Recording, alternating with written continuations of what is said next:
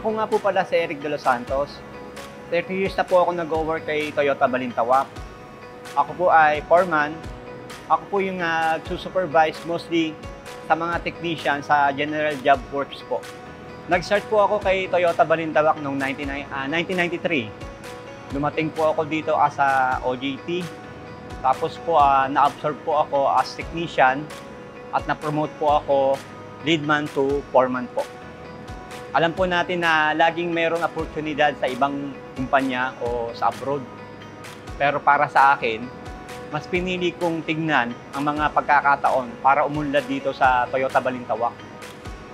Nakita nila ang aking dedikasyon at nabigyan ako ng chance na mahasa ang aking kaalaman. Malaking dahilan din ng pananatili at pag-unlad ko sa Toyota Balintawak ay yung magandang management po.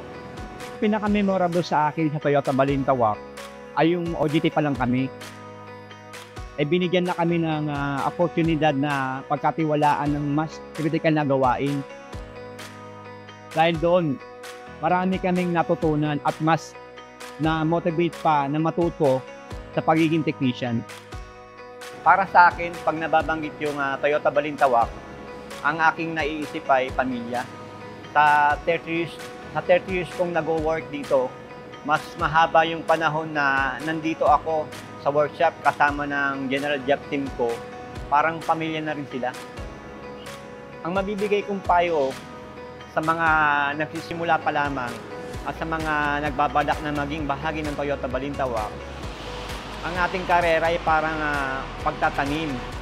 Kung ano ang ating itinanim sa simula, sa ating kaalaman, sa ating mga kasama at sa ating sarili, ay siya rin ang ating aanihin sa hinaharap.